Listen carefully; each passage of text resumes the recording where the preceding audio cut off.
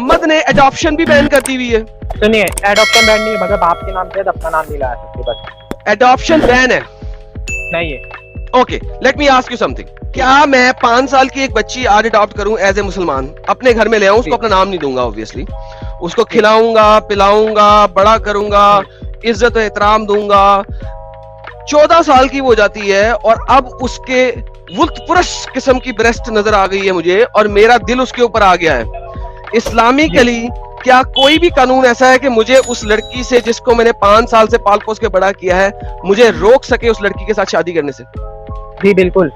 कौन सा? पहले तो माँ ने उसको ना अपनी रजाई माँ बना सकती, दूध 5 साल का बच्चा था, रजाई माँ नहीं बना सकी, उसने नहीं दूध पिलाया, 5 साल का था, नंबर 1। नंबर 2, मेरी जो बीवी थी उसका कोई बच्चा नहीं था, वो गाय भैंस नहीं है कि बगैर बच्चे के उसके थनों में से दूध निकलना शुरू हो जाए, ठीक है? तो लिहाजा वो रजाई माँ नहीं बनी थी।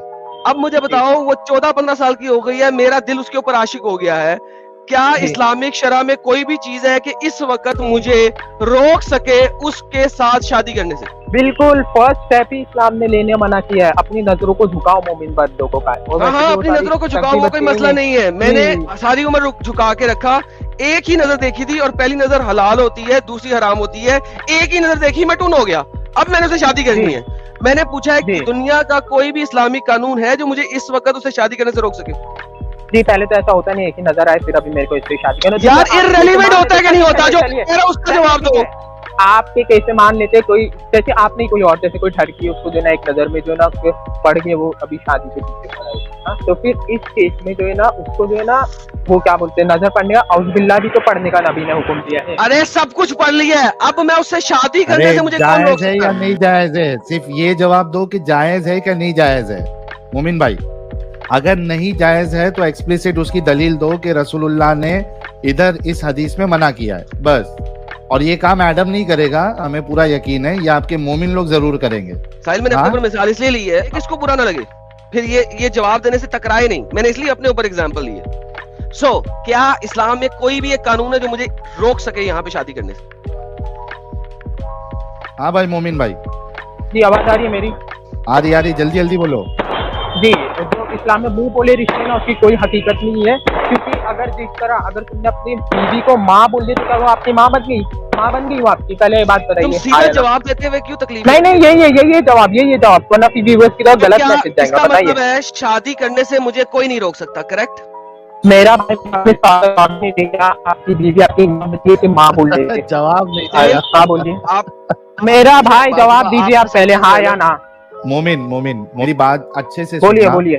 ठीक है, देखो 3200 लोग तुमको देख रहे हैं, और ये सवाल तुम तो अभी जी आपको भी देख रहे हैं, आप भी फंसे हुए हो। अभी थोड़ा सिंपल ना बोलिए ना, आप ना बोलिए, सिंपल थोड़ा रुकोगे? जल्दी बोलिए, मेरे को लेट हो रहा है। सवाल तुम्हारे 2 बड़े आलिम साहब से किया था, और उन्होंने कहा था कि हाँ तुम कर सकते हो। तो मुझे इस सवाल का जवाब, वो आपकी सगी औलाद है? वही मैं पूछ रहा हूँ। नहीं है शादी कर सकते? सगी नहीं है ना, तो जब सगी नहीं है तो उसका तो वो आपकी सगी बेटी नहीं है ना? नहीं है, बिल्कुल नहीं है। इस्लाम में शादी कर सकता हूँ? हाँ, इस्लाम की रूह से कर सकते हैं, अगर आप मुसलमान हैं। सगी बेटी नहीं है वो, आपकी सगी बेटी नहीं है भाई, वो आपकी सगी बेटी नहीं। साइंस के एतबार से डीएनए के मुताबिक आपकी वो सगी बेटी नहीं है। जब डीएनए नहीं मिलेगा तो हम उससे शादी कर सकते हैं, मुसलमान, ऐसी कोई बात नहीं। चाहे आपने बचपन में उसे पाल लिया हो, पोसा हो, बड़ा किया हो, जब डीएनए नहीं मिलता है तो शादी कर सकते हैं इस्लाम की रूह से। सीधा सा सवाल आपसे ये है कि, और तुम्हारा ये आर्ग्यूमेंट भी है कि वो तुम्हारी बच्ची नहीं हो जाती, ठीक है, थोड़ा आर्ग्यूमेंट हम तुम्हारा मान लेते हैं कि वो बच्ची नहीं हो जाती, इसका मतलब ये है ना कि अब आप उसके साथ शादी कर सकते हो, आपको इस्लाम इसकी इजाजत देता है, हाँ या ना? उसी का मैं जवाब दे रहा हूँ। पहले ये बात बताइए कि वो, पहले तो मैं अरब का कल्चर बता देता हूँ। उसमें क्या होता था कि ना जो है ना कोई भी किसी को ना माँ बोल देगा तो माँ बन जाएंगे, बेटा बनाएंगे तो व्यूअर्स क्या गलत मैसेज देंगे? चलो पूरा एक्सप्लेन कर लीजिए डायरेक्ट, व्यूअर की तरफ, व्यूअर क्या गलत मैसेज जाएगा? गलत मैसेज जाएगा। मेरा सुन मोमिन, मेरा सवाल आपसे ये है कि क्या ये जो कानून है या इस्लाम के जो कानून है, ये सिर्फ अरबों के लिए है कि सारी दुनिया के लिए? पूरी दुनिया के लिए है। Thank you. अब ये बताओ, फिर से तुमसे सवाल है कि तुमने और तुम्हारी बीवी ने एक बच्चा अडॉप्ट किया, जबकि तुम्हारी बीवी को बच्चे नहीं हो रहे, और वो जो बच्ची जिसको अडॉप्ट की वो अभी 6-7 साल की है या 5 साल की है, दूध नहीं पिला सकती है और दूध होगा भी नहीं तुम्हारी बीवी को। अब वो तुम उसको ठीक है अडॉप्ट किए, लेकिन इस्लाम की नजर में वो तुम्हारी बेटी नहीं है। Absolutely fine, no issues. अब वो तुम्हारे घर में, तुम उसका पालन पोषण कर रहे हो, उसको स्कूल भेजा। अब वो बच्ची जो है वो प्यूबर्टी हिट हो रही है, 14-15 साल में वो बिल्कुल जवान हो चुकी है, उसको सेकेंडरी सेक्सुअल कैरेक्टर्स जो है वो झलकने लगे हैं, और she is like grown child या लड़की, और इस्लाम की नजर में एक बालिग हो गई है वो। क्या तुम अब उस लड़की से, क्या इस्लाम तुमको इजाजत देता है कि तुम उस लड़की से जो 14-15 साल की हो चुकी है उससे तुम शादी कर सकते हो? क्या इजाजत देता है इस्लाम, हाँ या ना? वही मेरा सवाल है, क्या आप अपनी बीवी को माँ या बहन बोल दिए तो क्या वो बन गई? पहले ये जवाब दे दीजिए हाँ या ना, फिर मैं आगे बढ़ूंगा। अच्छा, नहीं बनी, चलो मैं तुम्हारे साथ नहीं बनी, चलता हूँ। ठीक है, वो भी आपकी, सुनिए, वो भी आपकी सिर्फ मुंह बोली बेटी, वो आपकी असली थोड़ी बेटी है।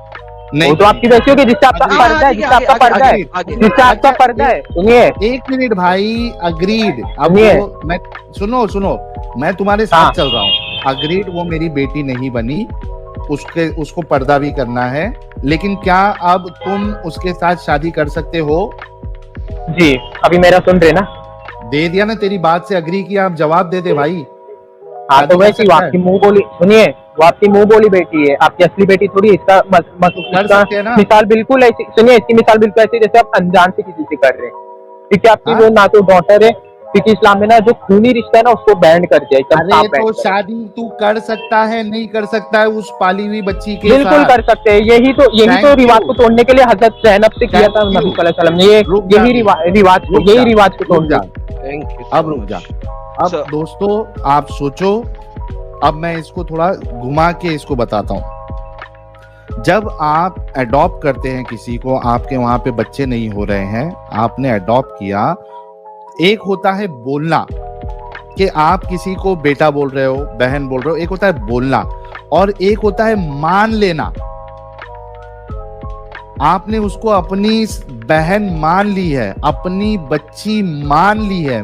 दोनों में फर्क समझना, ताकि ये जो घुमाने की कोशिश करते हैं वो डिफरेंस आपको पता चले। जब आप अडॉप्ट करके लाते हो, आपकी कोई औलाद नहीं होती है, आप उसको अपना बच्चा, अपनी बच्ची मान लेते हो। अब जब वो बड़ी हो रही है तो इस्लाम आपसे ये कहता है कि आप उससे शादी कर सकते हो, और ये जाहिल मोमिन भी उससे शादी करेगा, और ये इस्लाम की इंसानियत है। देखो यार, उसने मेरे ख्याल में 15 मिनट ज़्यादा किए हैं ये स्टेटमेंट बोलने में, but it is very clear. ठीक है, अगर आप कुरान को पढ़ते हैं तो इसके लिए जो आयत आपके पास है वो कुरान चैप्टर नंबर 4 की आयत नंबर 23 है। ठीक है, उसके अंदर एक्सप्लिसिट कहा हुआ है कि जो प्रोहिबिशन है वो किस तरीके से है कि प्रोहिबिटेड है your wives, mothers and your step daughters under your guardianship of your wives unto whom you have gone in। अगर वो स्टेप डॉटर ऐसी है तुम्हारी जिसकी माँ के अंदर आप जा चुके हो, माँ के अंदर जा चुके हो, खुद समझ लो क्या मतलब है ये। This is how stupidly Quran is written. ठीक है, यानी कि आपने उस लड़की को जिसको अडॉप्ट किया है, जो आपकी गार्डियनशिप में आई है, अगर उसकी माँ के अंदर दाखिला कर चुके हो आप, तो वो हराम है। लिहाजा अगर आप अनाथ आश्रम से कोई लड़की लेके आते हो जिसकी माँ के अंदर आप नहीं जा चुके, if you have not gone into the mother of that adopted daughter जो आप अनाथ आश्रम से लेके आए हो, ये एब्सोल्युटली हलाल है। और एडॉप्शन इतना अच्छा रिलेशनशिप था इस्लाम से पहले कि इवन मोहम्मद ने भी अडॉप्ट किया था ज़ैद को, और उसको ज़ैद बिन मोहम्मद कहा जाता था। जब तक मोहम्मद की नजर उसकी बीवी के ऊपर गलत तरीके से नहीं पड़ी और उसने नहीं कहा कि सुभान अल्लाह मुकल्लिबुल कुलूब, तब तक वो आयत नहीं आई और तब तक एडॉप्शन हराम नहीं हुई। एडॉप्शन हराम करने की वजह ही अल्लाह ने कुरान में ये बताई है कि ए मोहम्मद, जिस चीज को तूने अपने दिल में संभाल के रखा था और तुझे डर था, मैं उसको अय्यां करता हूं, मैं उसको बयान करता हूं, मैं उसको बताता हूं, क्योंकि मुझे किसी से डर नहीं है, लिहाजा मैंने अब तेरी शादी इससे कर दी है ज़ैनब के साथ। ये जो शादी हुई थी ये मोहम्मद की ठरक की वजह से हुई थी। कुरान की आयत इस चीज को कहती है कि जो चीज तू अपने दिल में छुपा के बैठा है मैं उसको एक्सपोज कर रहा हूं, अल्लाह एक्सपोज कर रहा है। क्योंकि तुझे अच्छा नहीं लग रहा कहना, क्यों अच्छा नहीं लग रहा? क्योंकि एडॉप्शन एक बहुत अच्छा और एक बहुत पाक रिश्ता माना जाता था इन पेगन्स के दरमियान, जिनको ये मुसलमान पेगन्स कहते हैं और जमाना जाहिलियत कहते हैं, उनके दरमियान एडॉप्शन, उसमें पेगन्स के अलावा वहां पे जूस थे और क्रिश्चियंस थे, ठीक है, मुशरिकीन थे, ठीक है, और जूस और क्रिश्चियंस थे। ये सारे के सारे एडॉप्शन को बिल्कुल ऐसे ही मानते हैं जैसे कि वो उनका सच्चा बच्चा हो।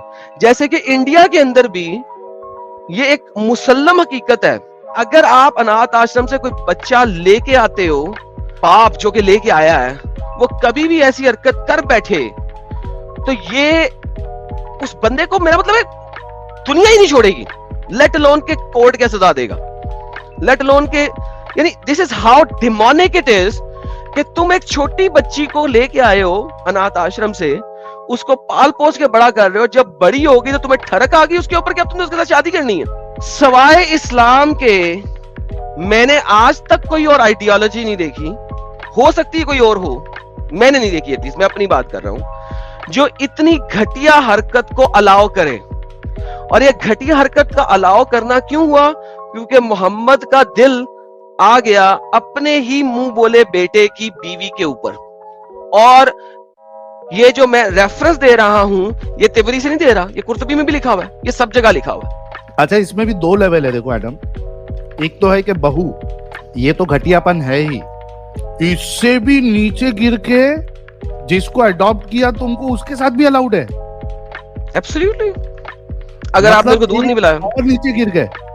इसी वजह से मैं ये समझता हूं एडम, हिंदुस्तान में और बाकी जितने भी देश है, वेस्टर्न कंट्रीज है, हर जगह पे मोमिनों को एडॉप्शन करने से बिल्कुल रोक लगानी चाहिए। यानी कोई भी मोमिन बच्चा अडॉप्ट नहीं कर सकता, क्योंकि वो अडॉप्ट करेगा तो हो सकता है वो अपनी बच्ची के ऊपर या वो जो उसकी माँ है, उसका जो मुंह बोला बेटा है, वो उस पर नजर मारे, वो उसके साथ जो है गलत काम करे।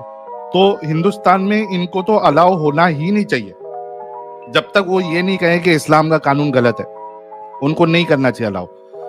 एब्सोल्युटली। और मैं साहिल भाई अपनी एक स्ट्रीम में जो मैंने लेडीज के बारे में की थी उसमें मैंने बात एक्सप्लिसिटली बोली थी कि इंडिया में एक्सप्लिसिटली बैन लगना चाहिए इस चीज के ऊपर कि ये मोमिन जो है अनाथ आश्रम से बच्चे को एडॉप्शन कर लें, बच्ची को स्पेशली, या उसको वहां पे एक्सप्लिसिटली लिख के देना चाहिए कि मैं इससे कभी शादी नहीं करूंगा, अगर मैंने शादी किया या करने का कोशिश किया तो I will be condemned by the law of India. जी भाई, आपने बोले बहुत पवित्र रिश्ता ये है वो है, तो आपने मिसाल में ये बात ही क्यों घुसोड़ी मेरी, उसका दिल समझ लो, उसका दिल बच्ची पर आ गया, उसके ऊपर दिल आ गया, आपने ये बात क्यों घुसेड़ी और नबी पे झूठा इल्जाम लगा रहे? तो नहीं आता क्या दिल? अच्छा, तो फिर आता है, मतलब ये पवित्र रिश्ता फिर कहाँ पे? मैं झूठी बात कर रहे हो, तुम्हारे वहाँ अलाउड है, तो आपका क्यों आया?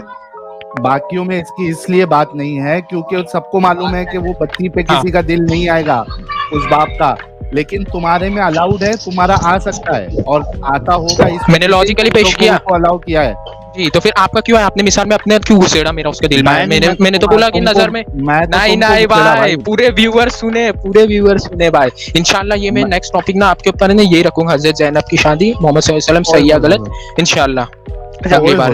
अभी रखते हैं, मैं जाता हूँ, मेरा नेट मेरा काम है, अभी नेट थोड़ा काम है, अभी अगली बार जाओ, अगली बार आना, जाओ अगली बार आना तो ये टॉपिक करेंगे इंशाल्लाह दोनों में से किसी पे भी, ठीक है? अरे यही टॉपिक करेंगे, मोहम्मद ने ज़ैनब के साथ शादी क्यों की। यार देखो यार, साहिल ये डिफेंड करने आएगा इस चीज को, like seriously I am amazed. अच्छा, मेरे को एक बात बताओ एडम, और जितने हमारे मोमिन भाई है व्यूअर से, जरा इमेजिन करो कि चलो ज़ैनब का ज़ैद के साथ नहीं जम रहा था, ज़ैनब के दिल में कहीं ना कहीं ये भी बात थी कि यार ये मैं ऊंचे खानदान की हूँ और मुझे इस स्लेव के साथ, भले से वो फ्री कर दिया गया था, लेकिन इस स्लेव के साथ मेरी शादी करा दी गई, और ये पहले भी चीजें थी, लेकिन उसके बावजूद रसूलुल्लाह ने फोर्सफुली अपना वास्ता इस्ता दे के, नबी की बात है ये है करके बिल आखिर ज़ैनब ने शादी कर ली, लेकिन वो टिकी नहीं।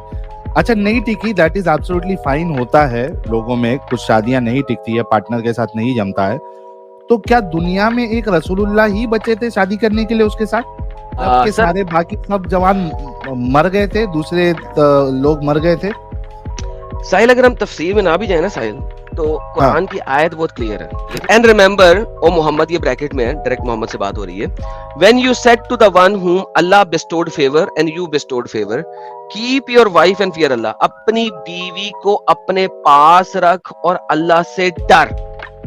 ठीक है, इसका मतलब है अभी उसकी तलाक नहीं हुई थी, ठीक है, क्योंकि वरना ये लफ्ज ना हो ना, keep your wife and fear Allah, अभी ज़ैनब की तलाक नहीं हुई भी, ठीक है, वरना वाइफ नहीं है ना वो, वरना वो वाइफ नहीं है, ठीक है।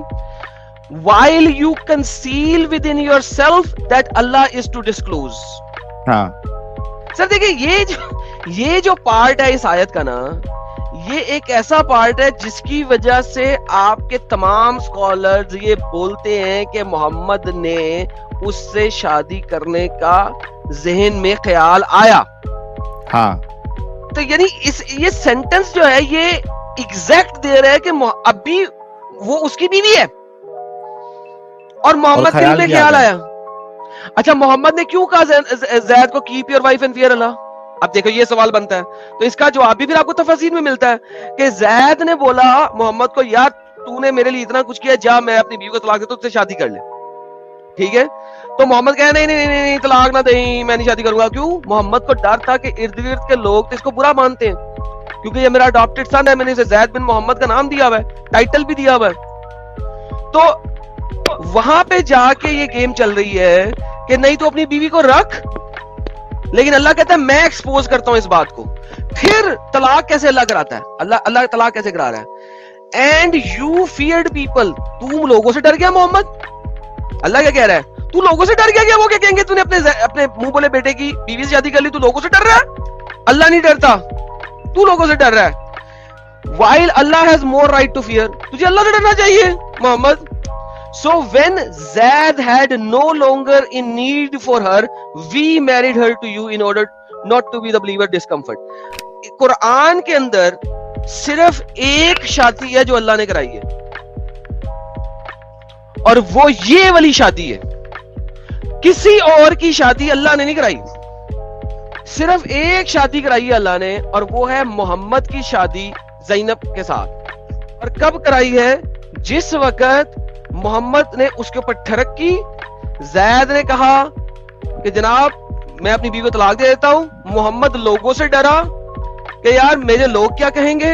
अल्लाह ने कहा लोगों से ना डर, तुम मुझसे डर, ये ले पकड़, मैं एडॉप्शन ही खत्म करता हूं, मैं तेरी शादी कराया था ज़ैनब के साथ। ये सब कुछ इस आयत के अंदर ही लिखा हुआ है, तफसीरों में जाए बगैर।